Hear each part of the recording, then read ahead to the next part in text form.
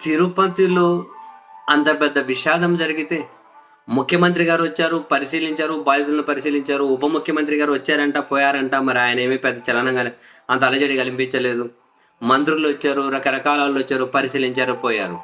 కానీ ఎప్పుడైతే మాజీ ముఖ్యమంత్రి వైసీపీ అధినేత జగన్మోహన్ రెడ్డి గారు బాధితులను పరామర్శించడం కోసం వస్తున్నారు అనగానే ఇక్కడ క్షతగాతులను కుర్చీలో కూర్చోబెట్టి ఆల్రెడీ పంపించేస్తున్నారు. చనిపోయిన వాళ్ళను ఏమంటారు ఉన్న పొలంగా ఎక్కడికక్కడ వాళ్ళ బంధువులకు అప్పగించేసి పంపించేసి అధికారులతోటి ఆ ఏర్పాట్లు చేస్తూ ఉన్నారు.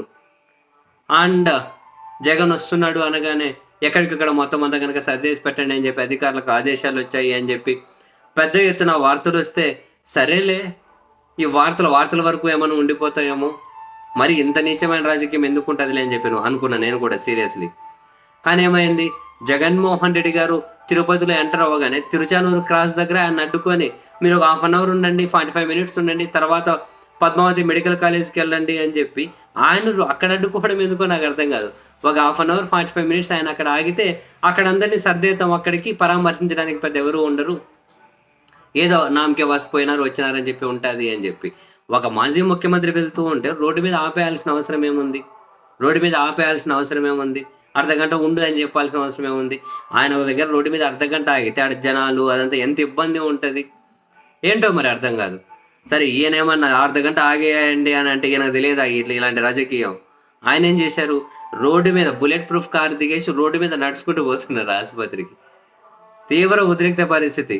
ఇంకా జగన్మోహన్ రెడ్డి గారు కారు దిగి రోడ్డు మీద నడుస్తూ పోతూ ఉంటే మామూలుగానే ఆయన వస్తున్నాడు అంటే విపరీతమైన జనాలు. బుల్లెట్ ప్రూఫ్ కార్ దిగేసి రోడ్డు మీద నడుచుకుంటూ వెళ్ళిపోతే ఎక్కడో ఆపితే అక్కడి నుంచి ఆసుపత్రికి మెడికల్ కాలేజీకి నడుస్తూ పోతే ఇంకా అంతే, రోడ్ల మీద ఉరుకులు పరుగులు ఒకటే.